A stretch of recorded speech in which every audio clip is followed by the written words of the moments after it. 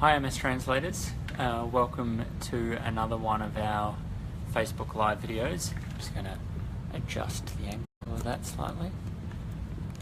Welcome to another Facebook Live video, probably our last Facebook Live video for 2017. It's been a little bit of a while since I've done one of these, so it's nice to be back talking to you all. Slightly different time of day to when we usually do these, usually do them of an evening, so very interested to see who's online a couple of days out from Christmas, trying to take a break from all the Christmas shopping. If you are online, you are watching this, as always, we want this to be completely interactive, so if you have any comments, any questions, any things that you would like to share, all you have to do is comment underneath the video and I'll respond to all of the comments that we see. So as we're going along, if you want to comment on anything that I'm saying, feel free. If you want to talk about something different, put that down as well. If you just want to share your thoughts on what you're going to be doing over this holiday period, let us know that as well. It's nice and relaxed, really easy one to finish off the year, but just thought it was worth coming on. There's been a lot happening, so just to take this opportunity to really connect with everyone again, because 2017's been another great year for MStranslate, but as we always say, MStranslate's nothing without the support of our community. You guys have been fantastic again for us this year, so as a way of saying thank you, just another chance to come on board and connect with all of you. So there's been a lot that's happened in the field of MS research in 2017, and so one of the things that we've posted this week is a look back on the predictions that I made at the start of the year. So early in January this year, I wrote down a list of predictions that I thought might happen in MS research across 2017. And I've gone back now and given myself a grade for how well I did on some of those predictions. Some I think I was on the money with, others not so much. So I thought today, just to start, if you haven't read that article, the article is available on the website. You can access it. It was the recent post on our Facebook page as well. But I'm just going to go through and talk in a little bit more detail about some of these things than I did in the article itself. So the first prediction was that 2017 was going to be a big year in terms of seeing growing interest in terms of lifestyle modifications as a way of managing MS. And in the article itself, I think I said that I probably wasn't going out on too much of a limb when I made that prediction, and I think that's probably proven to be true, because that is something that has definitely happened in 2017. There's certainly been huge interest in that area. So we've seen a number of studies published looking at the role that diet can play in multiple sclerosis, and that's probably across a few different areas. We've seen studies that have directly looked at certain diets and the impacts that they can have, and one of those that we featured recently was through Johns Hopkins medicine from the US that sort of showed that using a healthy diet or maintaining a healthy diet can have beneficial effects for people with MS, and this is growing on evidence that we've seen now over a little while from groups such as Professor George Jelinek's group here in Melbourne that we've featured previously on MStranslate, Dr. Terry Wiles's studies from the US as well. So we're now more and more just getting a growing body of evidence as to the benefits that can be had by maintaining those sort of healthy lifestyles, healthy diet. Diet probably also playing a bit of a role in terms of the evidence that we're seeing now coming out about the role of the gut microbiome. And again, this is something that I think is really growing in terms of an area of interest, not just in MS, globally across a lot of diseases. There's now a real realization about the impact that it can have in both health and disease, and the importance of it. And so I think, moving into 2018 as well, that's going to be another area that people will be focusing on. As well as diet, in terms of lifestyle, there are lots of other things that we've seen as well. Exercise is probably the other big one that we're seeing now, in terms of finding benefits in terms of trying to maintain regular physical activity.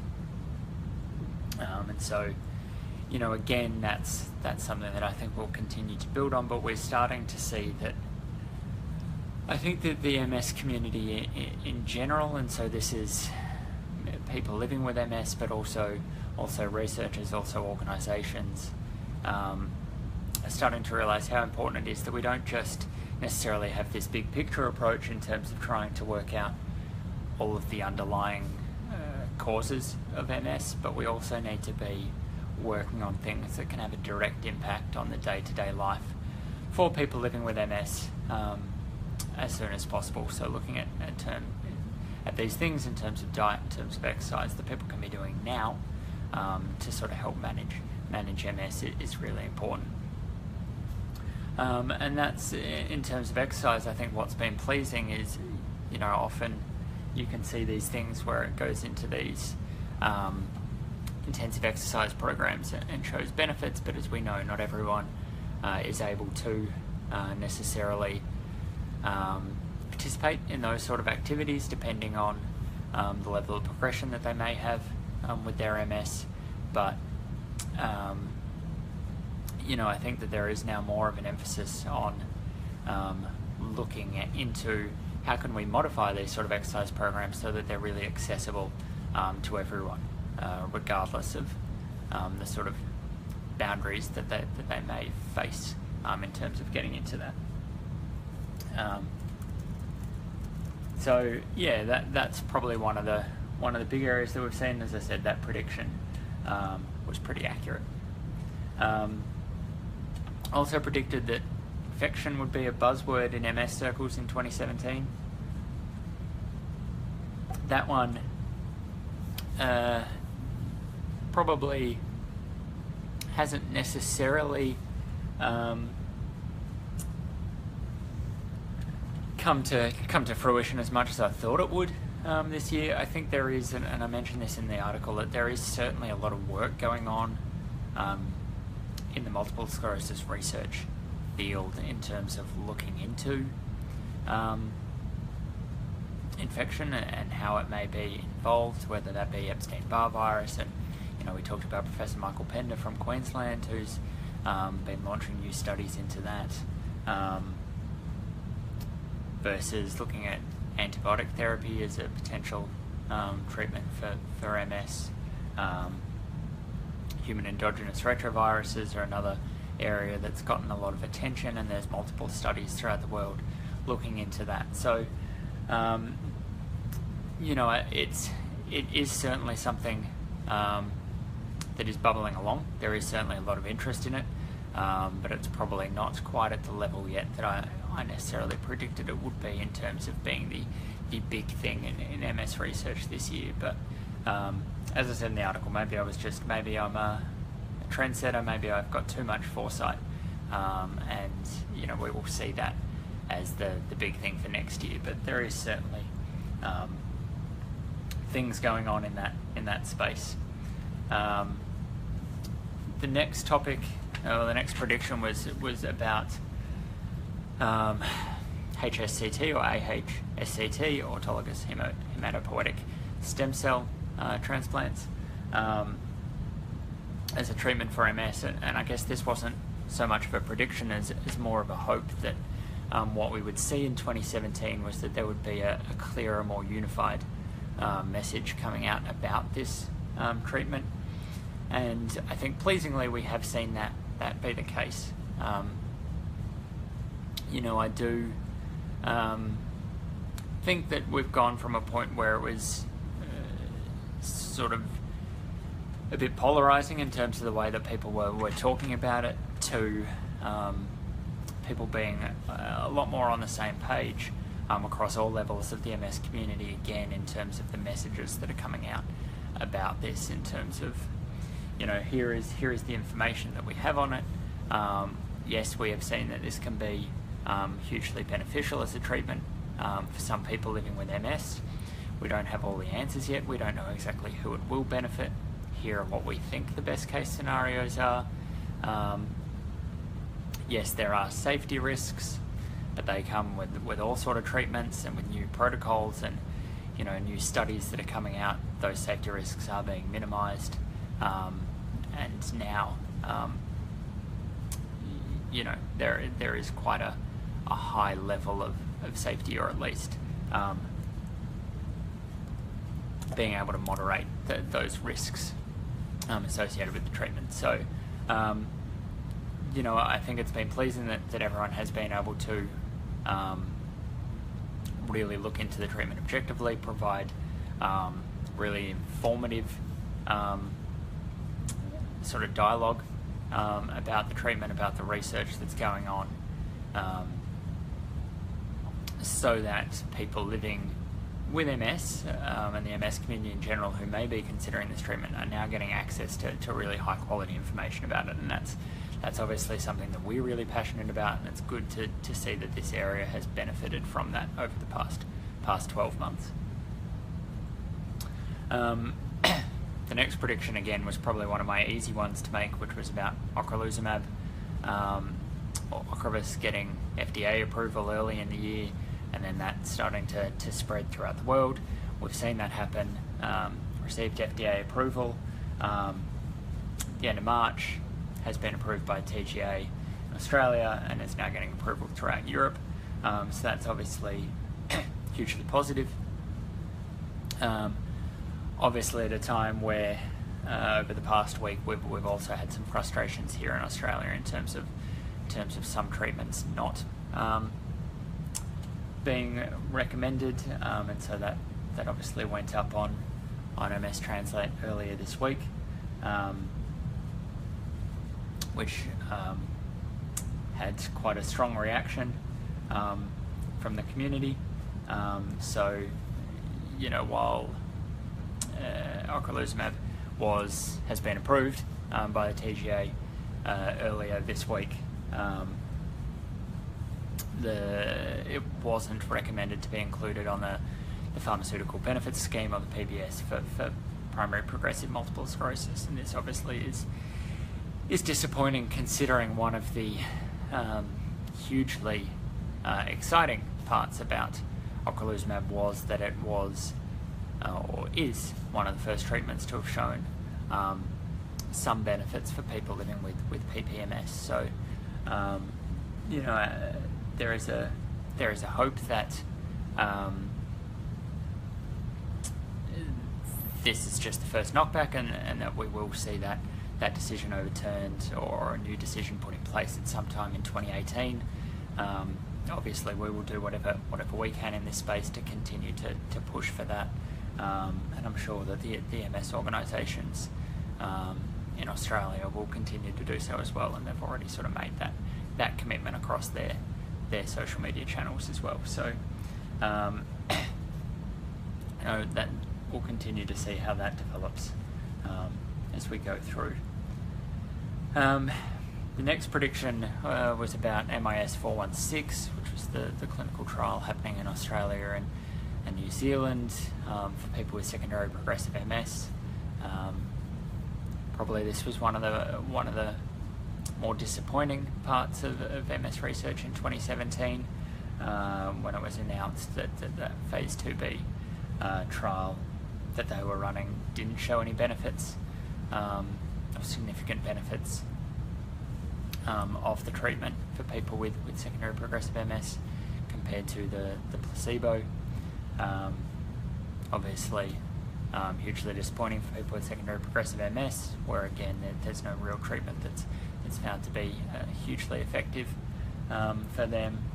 Obviously, we'd worked closely with Innate previously to provide information about the trial, and had seen the work that they were all doing and the commitment and dedication that they had to try and make a difference in this space. So, from that perspective as well, it was hugely disappointing knowing all of the hard work that had gone into that. So unfortunately, yeah, with every sort of positive that we have, there's also some things that don't work, and that was in that space this year. But we hope to be able to provide an update on really the final outcomes of that trial at some point early in 2018, so that everyone can find out exactly what happened and what the results showed, because we think that's important, having talked about the trial at length previously, to really be able to provide that summary. So yeah, look for that early next year. The last prediction that was there was about remyelination research, and that 2017 would see a renewed focus on it, and I think that's definitely been the case. Again, a failed trial in 2016 with the anti-lingo trial sort of put a bit of a black cloud over the whole space for a little while, but it certainly has bounced back from that, and there's been a really high volume of studies that have been looking into remyelination, ways that we can make it happen, factors that are important to try and get it to happen, and all of those sort of things. So I really think that, again, this is the next phase in terms of MS research, and we can sort of see now that that's really going to be what people are looking into to try and get that myelin repair happening, because there is a real understanding now that stopping damage is one part. Some of the newer treatments especially are getting quite effective at that, finding lifestyle modifications that may be able to help with that as well. But what we need now, moving forward, is a way of being able to repair existing damage. And so remyelination obviously fits into that space, and we did this year see a small study that came out using clemastine fumarate, which you may have seen referenced at some point. It's talked about as an over-the-counter antihistamine, but where they did see some preliminary evidence for being able to do using that compound, that there was some evidence of myelin repair. Now, this was a very preliminary small study, so very early days with that now, but I think we will start to see more in that space as we move forward into 2018 and beyond. So they were my predictions for the year, sort of a summary of how they all went. I'd really like to hear anyone who's watching. I can see that a number of people are watching at the moment. If you have some comments on what your highlights of MS research was for 2017, things that you were surprised you didn't hear more about, things that you want to see happen in 2018, any sort of comments about that in general, feel free to drop them in the comments section below the video, and we can talk about them.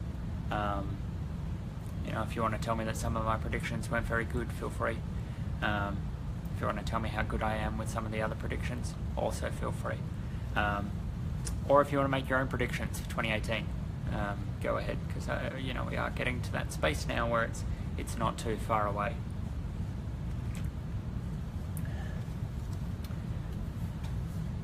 So on top of that, just to talk about 2018 a little bit before I then go and talk a bit more about some of the other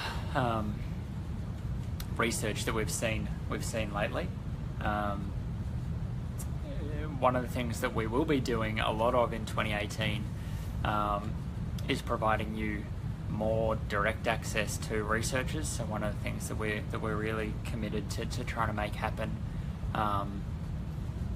a lot more in 2018 is those interviews that we've done a lot of, but we want to make them more of a regular feature with some researchers who you haven't heard from before. Some you have, and so I can see at the moment. That's Dr. Travis Stiles from San Diego, who a lot of you know. I can see that he's watching at the moment, so hi to Travis. And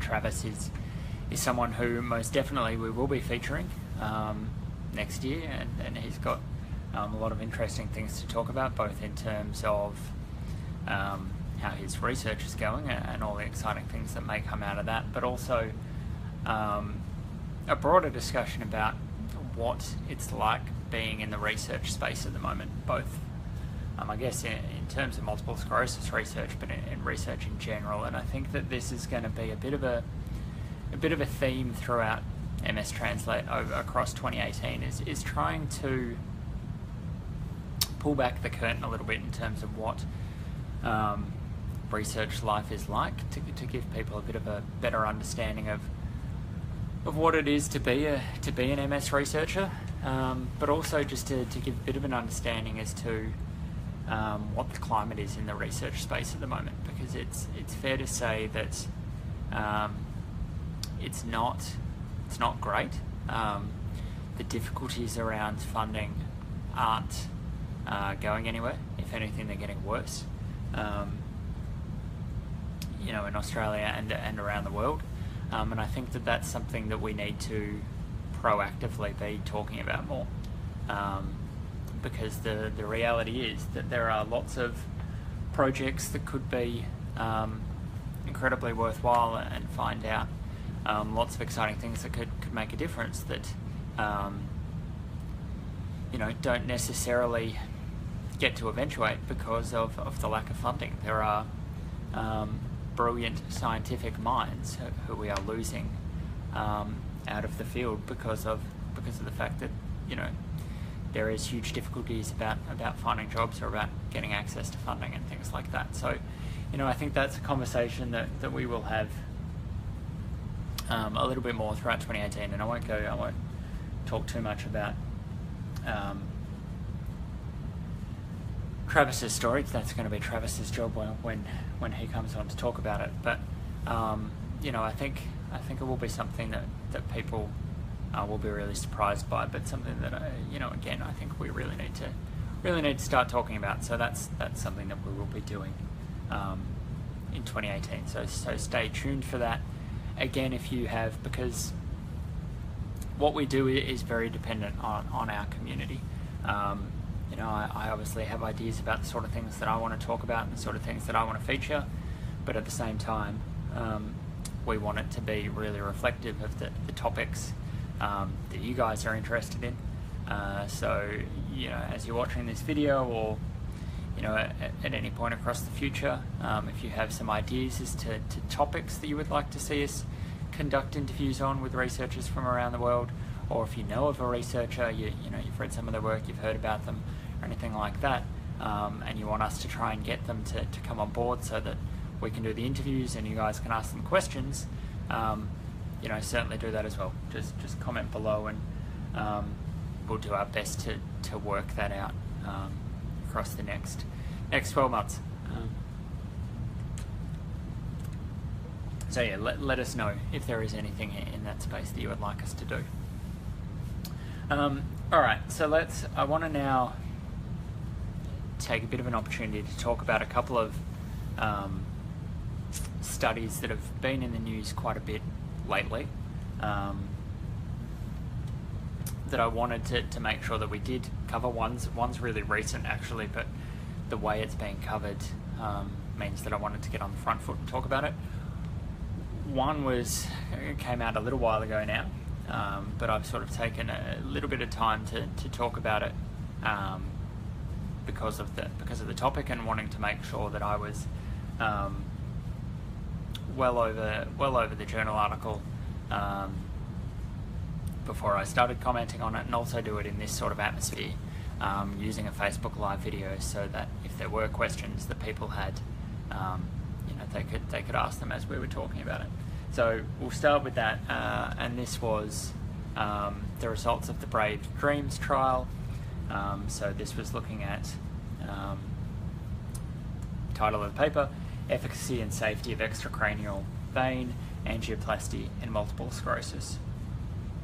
So this essentially is, I'll get to that question in a second, Travis.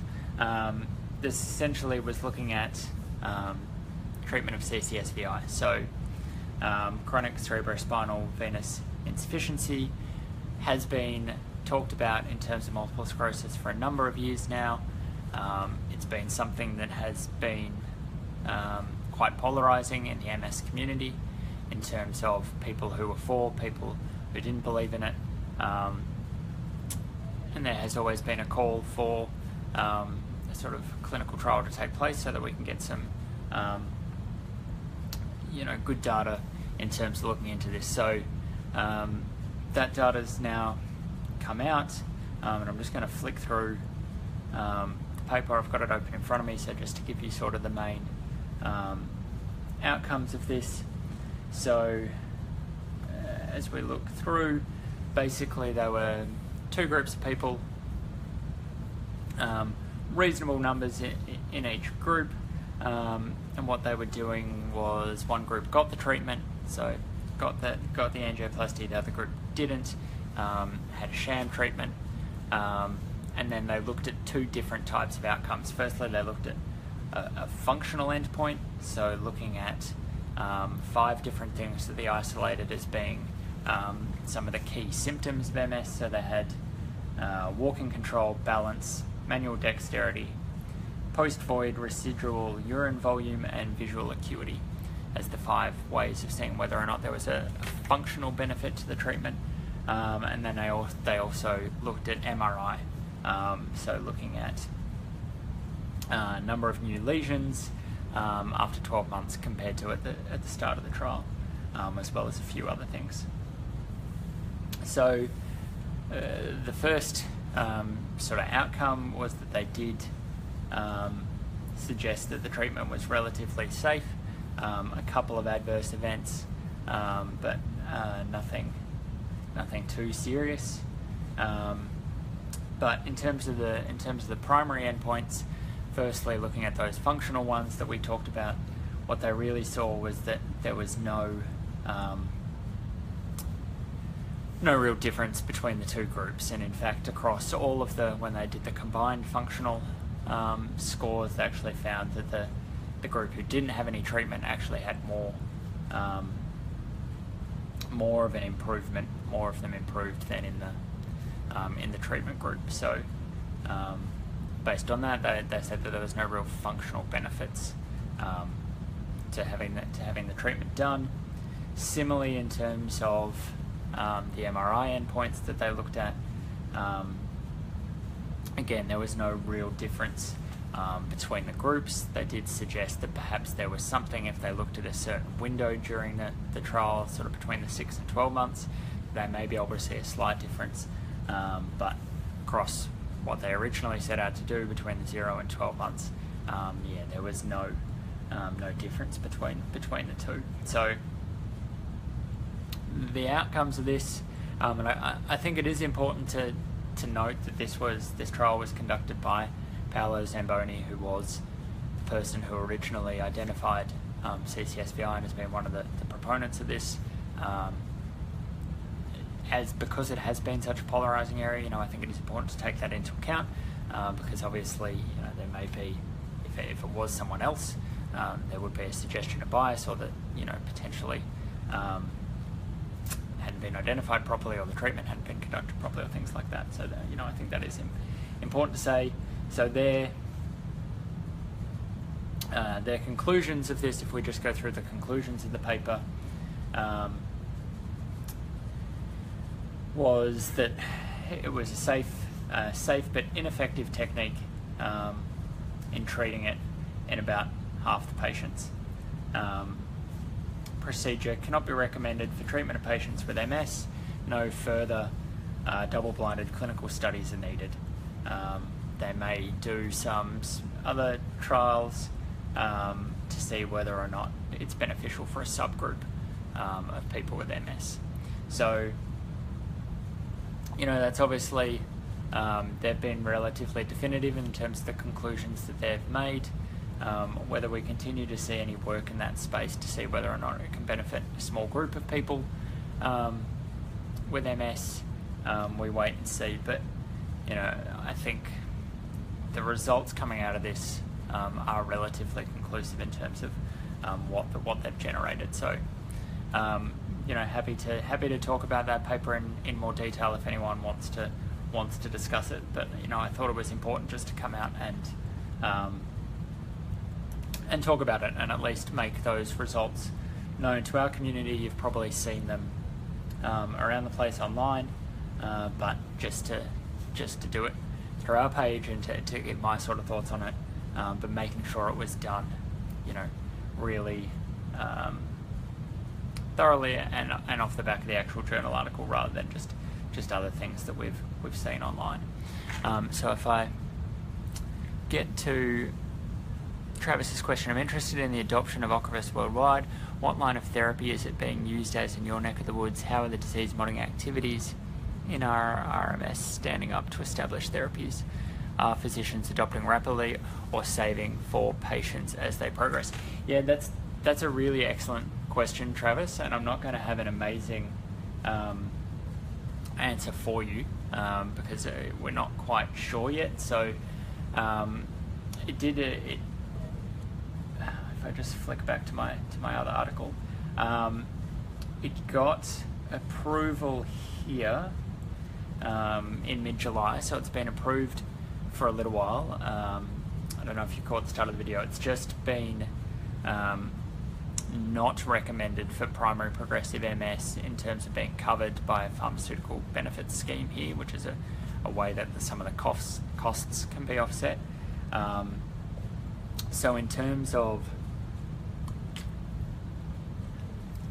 how it's being used and any sort of data generated, it's really early days in Australia. I know that some people are starting to access it. In terms of how that's being used, that's an excellent question as to whether or not they're seeing it as a more powerful therapy and just switching people onto it, or whether it's being used as an escalation sort of therapy where people have failed some of the other existing medications before they get put onto it.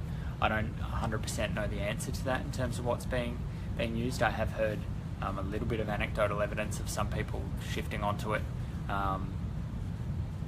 who hadn't necessarily failed other ones, but yeah, some people in our community might be able to share their experiences. Yeah, I think it's a bit early to know exactly how it's being used yet, but certainly something that we can chase up with some of the neurologists that we work with here to see how it's being adopted.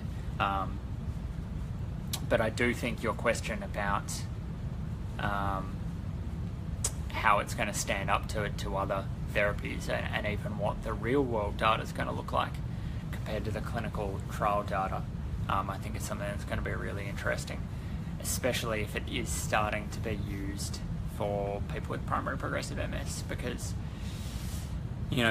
my thoughts, and you will be just as up on this as me, if not more so feel free to share your thoughts on it as well. The benefits for people with primary progressive MS that they saw in the clinical trial setting was very moderate. It wasn't that it was a huge improvement, but I guess the fact that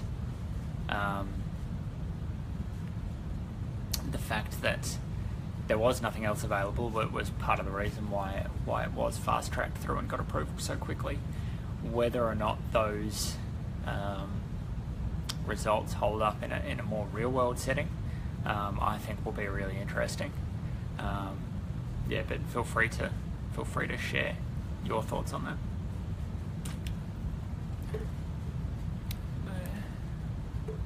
I'm just reading Travis's comment. This is going to be fascinating moving forward. What happens if its disease-modifying benefits are among the best, even for early, but it's the only risk building tolerance if you adopt early?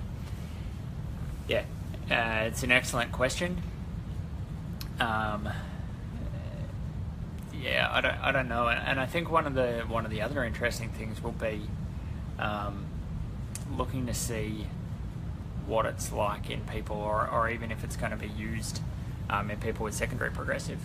You know, I haven't seen a heap on that in terms of whether it's really been looked into yet in terms of what those results are, considering the lack of available treatments out for those people, whether that's something that starts to be looked into as well. But yeah, I mean, this is a key question, and something that we're going to be focusing a research project on. Providing some focus on a research project that's looking into that early next year, is the notion of escalation therapy versus most effective first. You know, is there a benefit to either approach, both in individuals and across the community, I guess, you know. If we have things that we know are going to be hugely effective, should we be waiting until people have failed more first-line therapies before we give them access to those? You know, is that a negative to doing that, or is there a positive to doing that? Or should we be starting people on you know, those first-line therapies that come with fewer side effects, just to see whether or not potentially they can benefit from those before we necessarily go to the more powerful ones? If you're someone in the MS community who's watching this now and has thoughts on that from a personal perspective as to which you would prefer, you know, I'd love to hear those as well. In America, where we overprescribe, SPMS is going to be primarily treated with Ocrevus. They won't need FDA approval for secondary versus primary. Okay, well, that's really interesting. Yeah, I haven't heard that here at all, as in terms of what they're gonna do with it. Secondary progressive MS, you know, it seems to fall a little bit. We talk a lot about relapsing remitting MS. We are now increasingly talking more about primary progressive MS, but secondary progressive tends to not get as much attention. So it's interesting that you can say that. That's what's going to happen in the US. So for anyone in the US that's watching, there you go. That might be interesting to you, and you know, whether that's also adopted here in Australia, we will wait and see. And it's something that we will be chasing up, and something that we will start to get more and more data about now that people will start to be given access to it and start to use it here in Australia. So as I said, for anyone who's just started watching, and I can see that a few new people are just coming on board and watching now, just online now, really just to give an overview of what's happened in MS research in 2017. We'll talk about a few things. If you missed the start of the video, it will end up on our Facebook page, or be posted once it's done. It will also end up on the YouTube channel, so you can go back and watch all of that. But also really just here to connect with you guys and answer any questions that you might have. You know, discuss anything that you're interested in. So if you are watching and do want to join in the discussion, feel free. Travis is online as well. You may know Travis, seen him featured for an MStranslate. If you want to ask him any questions, I'm sure he'd be more than happy to answer them and tell you how Christmas is building up in California.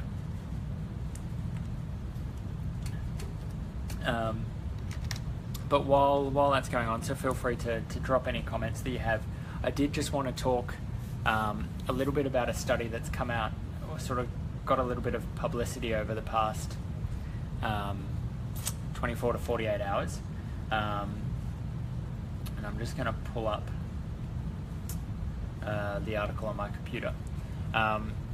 So there's this story that's been going around. It's got a lot of media attention online, talking about an antidepressant may help combat the course of multiple sclerosis. That's one of the headlines. Possibly one of the better headlines that I've seen. There's certainly been some that have talked about, you know, being able to cure symptoms and things like that. It's certainly just trying to find some of those headlines now, but it certainly has been one of those things that I think the media attention has been a little bit over the top in terms of how it's talked about it, and so I just wanted to sort of clear up a little bit what this study was looking at and what it's shown so far. So the article I believe is open access, so we can share the link to that article. We'll put that under the video, and in fact I'll do that now. Get Eric to do that.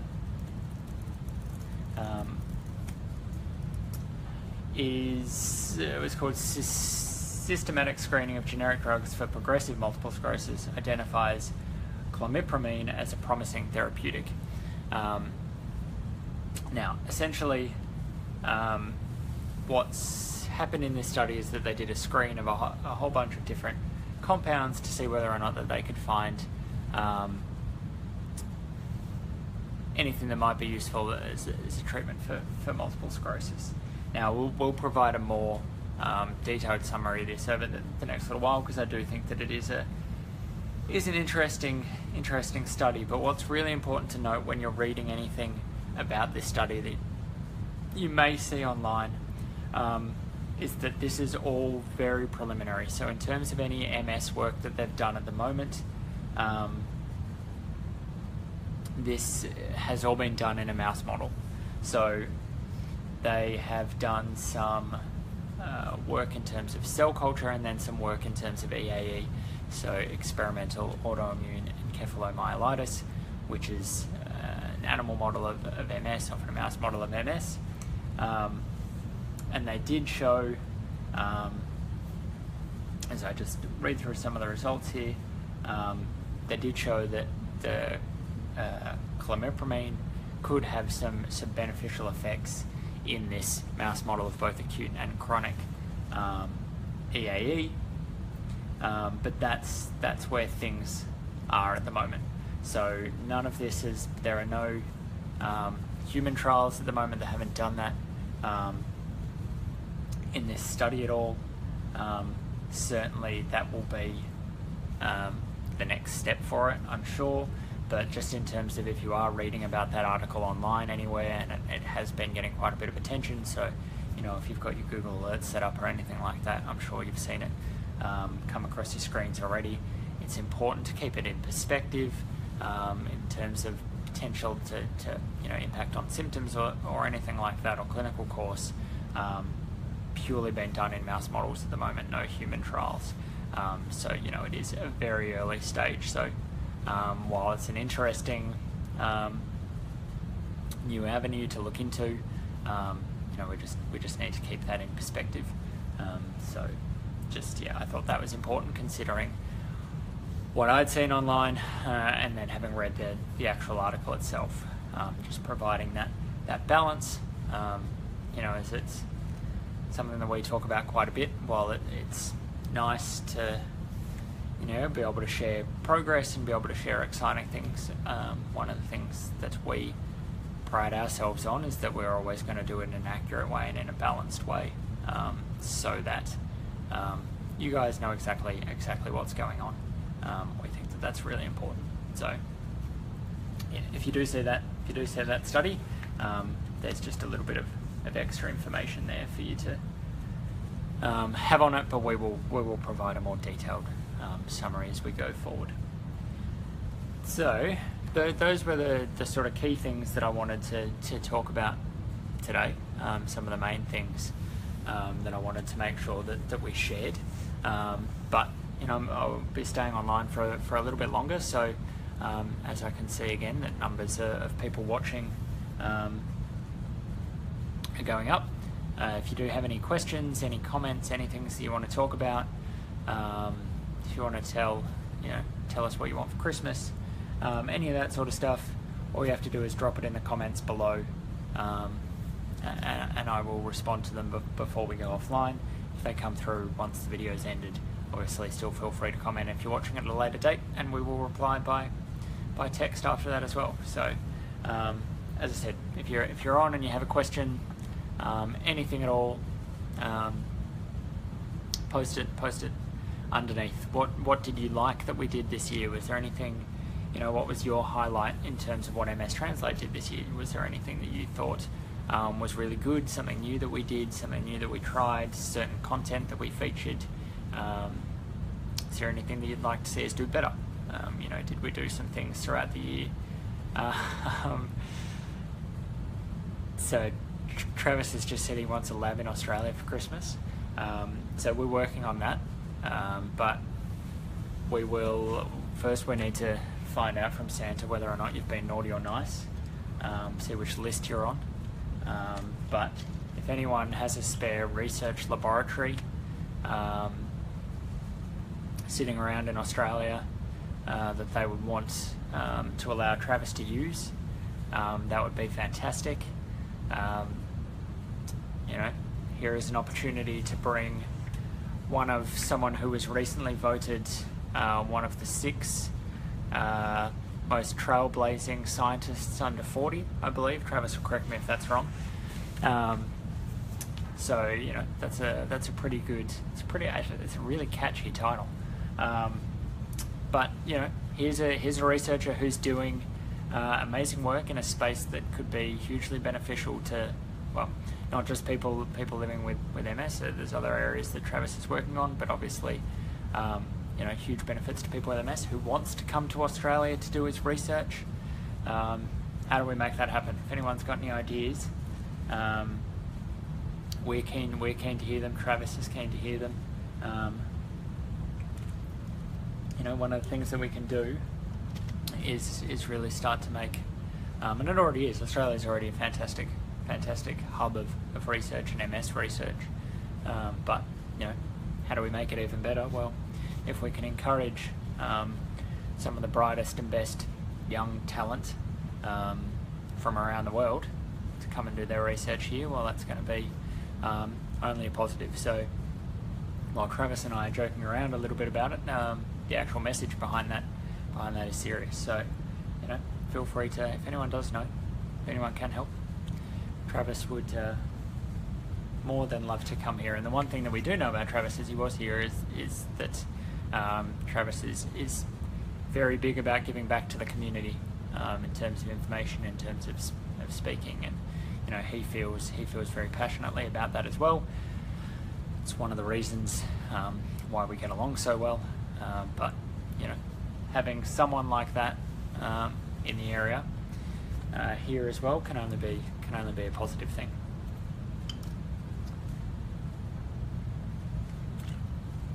But yeah, if anyone has any comments, things that they want to share, feel free to put them below. As I said, we've been trying a new time slot for this. We just thought we'd do one in the middle of the day, see how it works.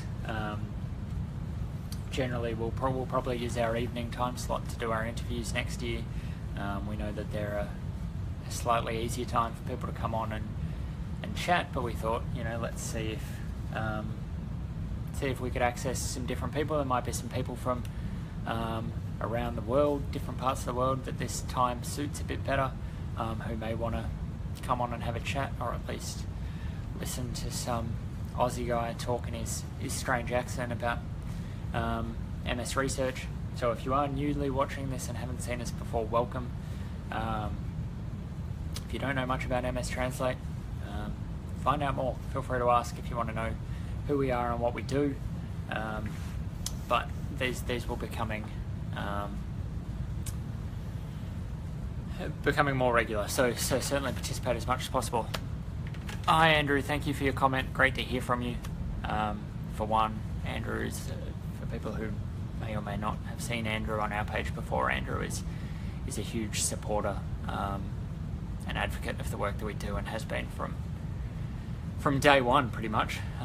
So before I answer the question, just leading into this holiday period, Andrew, thank you again for all of your support this year, and all the best to you and your family across the holiday period. Hope you manage to have a safe and relaxing and happy holiday period. And Andrew's asked, can you comment on the government's recent decisions about medicinal cannabis and the likely implications for people with MS? Yeah, look, good questions. And so, to be honest, if there's been something more recent than the ones I heard about earlier in the year, I'm not 100% up to date with anything that's newly happened. So if you can sort of fill me in with that, that would be great. I have been attempting, unsuccessfully unfortunately, to make contact with the heads of the medical boards here in Victoria, who are responsible for the process of making access to medicinal cannabis for certain groups. So we know that earlier this year they did make it legal, but at the moment access was, at that stage, access was only available to people with refractory epilepsy. I wanted them to come on and either provide in writing some information to us about what the process was that they were going through to make decisions about who would be next to get access to it, and how that decision-making process occurred. So I haven't been able to get anything from them back about that, and so that's sort of where I've been at with it, because that's where I've been chasing it up. But we've sort of been inundated with things lately. So if there has been something more recent that I've missed, and I can see that. So I can't see that full comment. I don't know if you pressed enter too early on that. There has been a very recent development, as I assume what that says. But yeah, if you can let me know what. I'm just pulling up the comment section on the video on my computer to see if I can look into it, and I will. Alright, I'm seeing that there was something posted 10 hours ago by the TGA. Yeah, I will have to. I'll have to look into that. I haven't had a chance to look at it today. So to enable importing MS to treat MS amongst other things. Yeah, so I'm just seeing that they've put something up today. I'll look into those more recent developments about being able to import it. My main thought would be that if they are allowing import, that may just increase how much is available, which may mean that they can make it accessible to other conditions. So yeah, we'll look into what that means, but at the moment, yeah, I haven't seen it, so I don't know exactly what the regulations are, but I'll look into it and we'll make comment on it after I've caught up on that. Hi Graham, thank you for watching. Thank you for joining us if it's as your first time. This is something that we do reasonably regularly, either with myself or with other researchers or people in the MS community, as these Facebook Live videos. To give you some background about myself and MStranslate, my background is in multiple sclerosis research. I've been involved in multiple sclerosis research now for about 10 years, in a variety of forms. A few years ago now, I stopped doing lab research and sort of shifted more into this science communication area.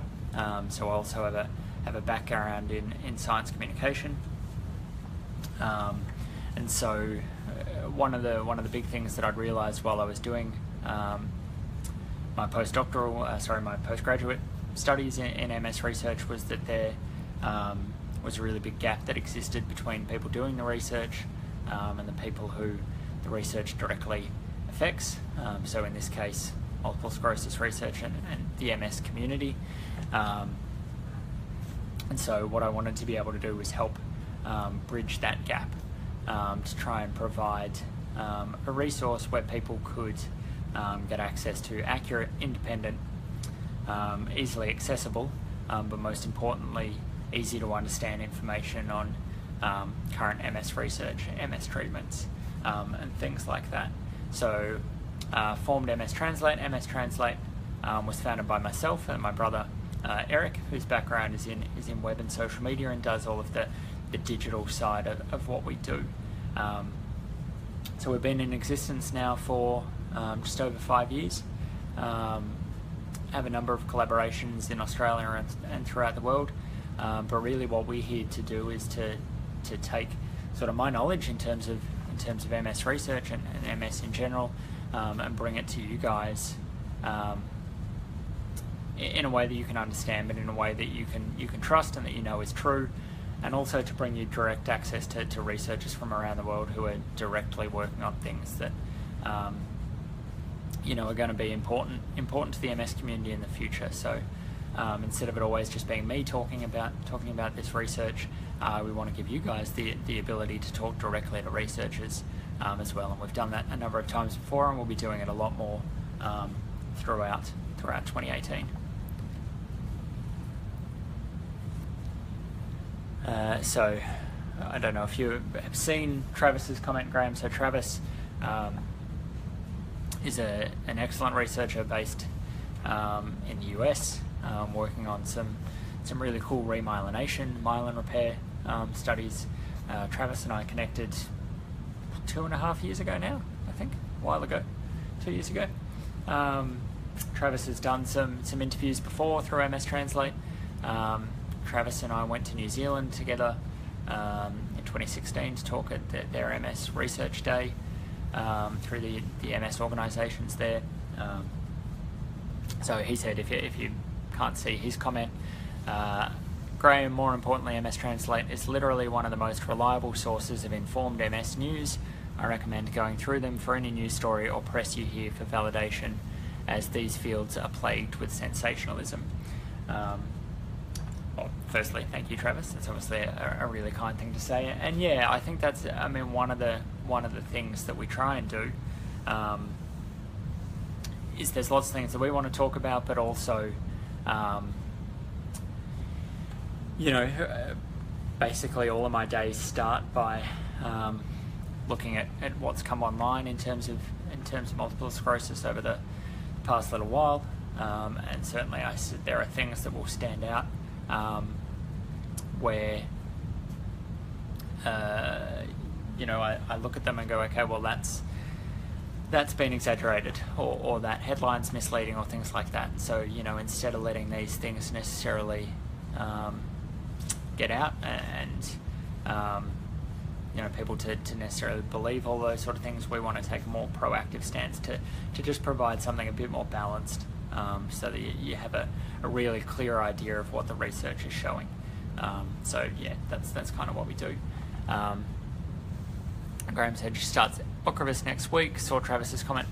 So where are you based, Graham? Are you here in Australia, or are you overseas? As we said, it's all quite new at the moment. So even just from your personal perspective, giving us a bit of an understanding as to the process that you guys have gone through to start on Ocrevus would be really interesting. One of the things that I say often is that, are you based in Melbourne? Okay. Yeah, so, if there's anything you can... So Travis was talking about asking, whether it was the sort of thing where, did you have to have failed other treatments to get access to it? If any sort of, insights that obviously you're happy to share. Don't share anything that you don't feel comfortable sharing, but, anything that you can share on that, because it is something that is quite new, and we haven't got necessarily all of the information around that yet. I always say that while it's, I hope that people learn from the sort of things that we talk about, and I hope that we can be providing information and educating the MS community. In exactly the same way, I'm constantly learning things from you guys. It's one of the things that I enjoy most about what I do, is that I'm learning as much as teaching, in a way. So, you know, anything that you can tell us on that would be great. Andrew, what are the mechanisms in Australia to ensure that MS trials and research is integrated and aligned as much as possible? So is that all research within Australia, just in terms of on a national level, making sure that there's not duplication, or is that what we're doing in Australia isn't necessarily being duplicated around the world? Because there's probably slightly different answers to those two questions, I guess. In terms of a national level, you know, I guess the easiest way of making sure that there's no duplication and as much alignment and collaboration as possible probably comes back to funding. Certainly in terms of MS research, there's probably two main avenues that people are looking into to get funding. That's either through the NH and MRC or through MS Research Australia. And so I guess in terms of those funding bodies, they're obviously going to get applications. They know what they've funded previously and what's currently being worked on. They can see all of the applications coming in at once. So I guess that's one way of ensuring that, you know, we're not necessarily trying to reinvent the wheel. You know, duplication isn't necessarily always bad. In fact, sometimes it's good. We do need more than one study to be able to validate results. It's often good if two people can find the same thing in different settings. You know, that gives us more confidence that those results are right. But, you know, certainly I think collaboration is becoming hugely important in research. It always has been, but I think people are trying to collaborate more now, also across disciplines. I think that's something that's happening more and more. And I think funding bodies are trying to encourage that, and they're, you know, being able to present an application where you can show collaboration, especially international collaborations, are really being looked upon favourably. I think that certainly increases your chances of getting access to funds and being successful in your grant applications. In terms of how it's happening around the world, making sure that everything's integrated and aligned. Again, it's a good question. You know, I think we could probably be doing better at it. I think there are probably systems that could be put in place that would help with that sort of stuff.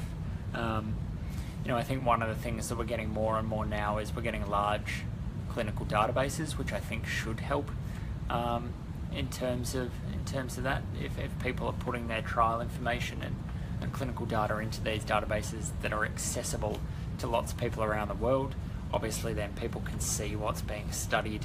They can also have access to data more readily, which may help them with their own studies. So I think that's probably the main way that we're getting better alignment across the globe. So MS Base is obviously one of the big ones here, sort of based, pardon the pun, in Melbourne, but that incorporates a lot of centres around the world.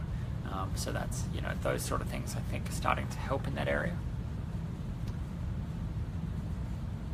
Yeah, and I mean that's always got to be the goal, isn't it, Andrew? That funding is so tight at the moment that we want to make sure that whatever funding is being given is being used effectively and that it's generating the best outcomes. So, you know, we wouldn't want to be giving 90% of funding money to people doing exactly the same research in 20 different locations. So I think, yeah, I do think that there is ways that we could be doing it better, but you know, I do think that it is being done relatively effectively at the moment. Certainly the fact that in terms of MS anyway, that we do have a really central research body here in Australia, MS Research Australia, that can sort of coordinate that well, and that's true in the UK and in the US as well with with their MS societies. In terms of making sure that it's happening around the globe, we do have things now like the Progressive Alliance. So that's an international group who are trying to come together to make sure that research into progressive MS is being conducted and working out what sort of avenues are the best to look into for that.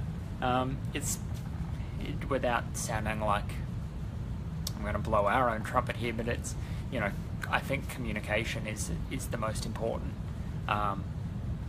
aspect in terms of making that a reality.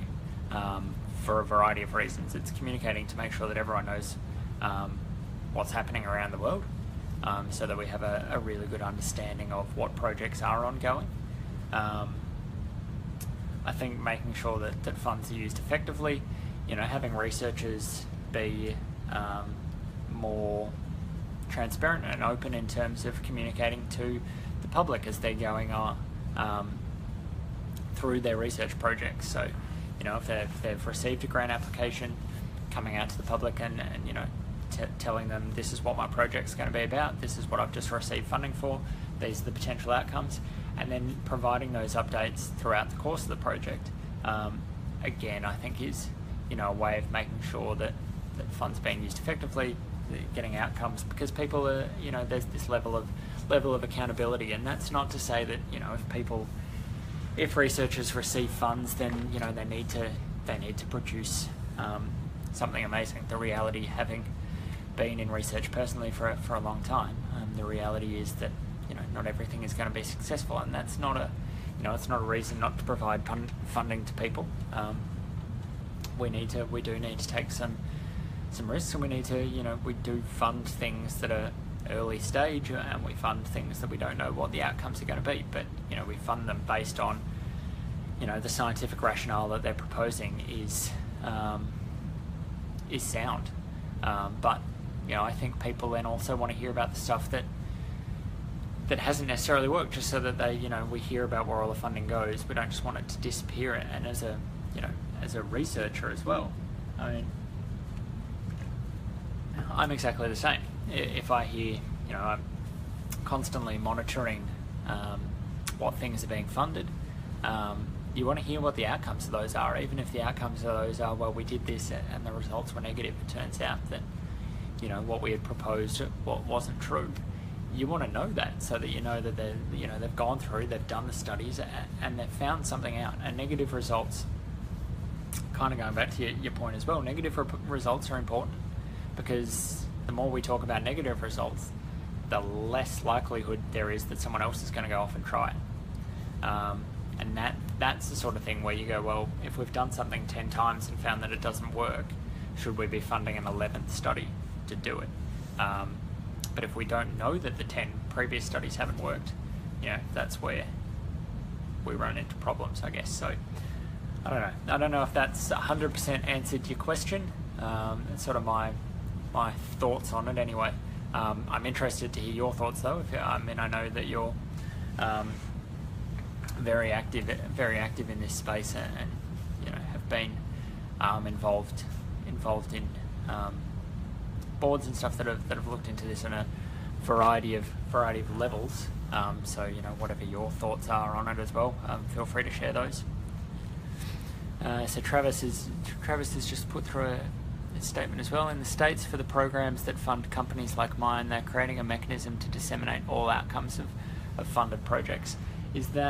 Travis, is that going to be to the public, or is that to other people in the programs, or who's the target for that? Because it sounds good. I do think that it should be something that just becomes commonplace. Knowing the limitations of talking about research, obviously there are, while things are unpublished, you don't want to necessarily share too much. But, I think it's pretty easy to work within those constraints to still be providing updates and outcomes.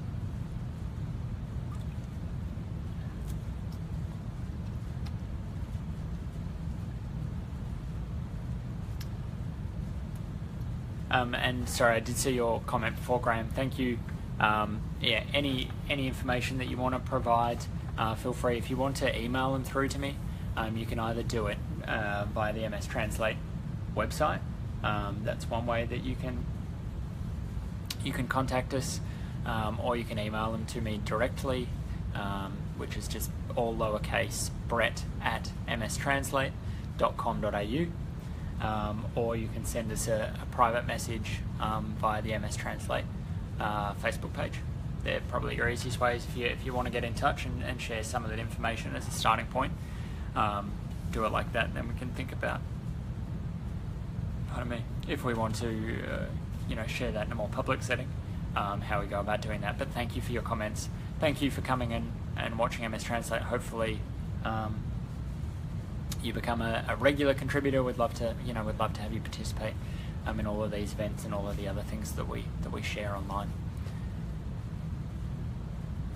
Yes, to the public. The idea is to make the outcomes of public-funded research available to the people that funded it. All right. Well, that's fantastic. That's great, Travis. That's happening. I think that's really important. Obviously, if they're looking at someone to run that communication side of thing, feel free to drop MStranslate's name into the conversation. We're obviously experts at communicating research outcomes to the public. So, if they do need anyone to help them out with it, feel free to mention our names. We'd be more than happy to help.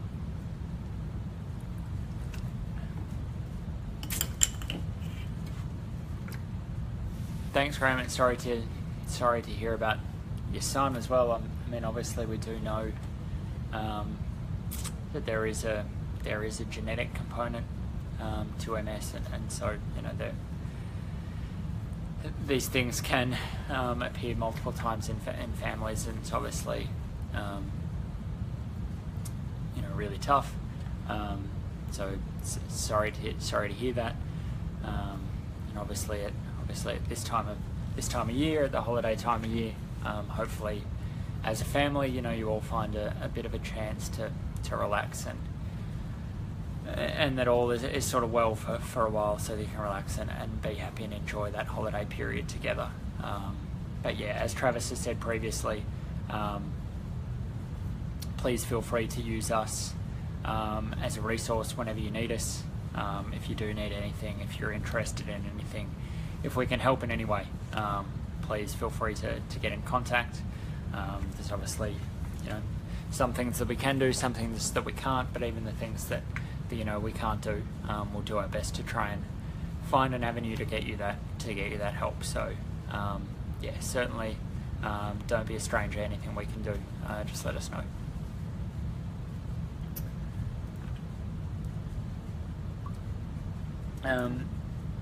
So I will probably finish up in roughly about 5 to 10 more minutes, depending on the questions that sort of come through. So if you are watching now and have any last sort of questions, feel free to put them through. Thanks, Andrew. The same to you and your family. Trust us that MStranslate will be coming back bigger and better in 2018. We have lots of exciting stuff planned, so yeah, stay tuned for all that, but have some nice time relaxing over the next little while. So yeah, if anyone does have any last questions, feel free to put them through, but sort of as a way of finishing up, I sort of said this at the start of the video, but just want to say it again. Thank you to everyone in our community for everything that you've done for us this year. We certainly hope you realise how much we appreciate you and all that you do for us. As you may have picked up on across the course of the year, there are times that are tough for us. times when we might get frustrated with things going on in our space as well. But you know, it's everything gets put into perspective by our community, and the support and the appreciation and the love that we receive from you guys is overwhelming, and it's I really don't want to undersell how important it is. You know, when those troughs come for us, you know, we get the positive comments come through, we get feedback from you guys, and it's just, you know, boosts us back up as well. So thank you from the bottom of my heart, and you know, and from Eric's as well. Thank you a lot for everything this year. We hope that you've found what we've provided this year to be useful and informative. But you know, we will continue to try and get better, and we have a lot planned for 2018. We have a lot of exciting things that we want to try. We're going to be doing lots more of this. You're going to get sick of my voice by this time next year, but you know, we will continue to be here, continue to be providing as much information as we can, and always be responsive to you guys, because you're the reason that we do this. So, you know, as I've just said to Graham, but to everyone watching now or later on, if there is ever any time where we can help you, please don't hesitate to contact us, whether that's via the website, via email, via our Facebook page. Even if you just want to vent, you know, we all need that. We all need our outlets to vent to when times get tough. Feel free to do that. If you have a story that you want to share, you know, we've got our MS Mini Stories features. We would love to do more of those. You know, if there's someone in your community that's amazing for you that you'd like to really highlight, let us know, and we'll see how we can do that. You know, there's no limitations to what we want to do in this space. Let's all just work together, and I think we will continue to make progress, and hopefully we see lots and lots of progress in terms of MS research over the next 12 months as well. We've seen a lot of exciting things happen this year. Let's hope that next year's just as good, if not better, and we will continue to provide all of that information. So on that note, I will sign off. To everyone, please have a safe, happy, relaxing, and hopefully a healthy holiday period. We will be continuing to post throughout that time, but yeah, to everyone, enjoy your break, and stay safe, and we look forward to talking to you again in 2018. Thanks, guys.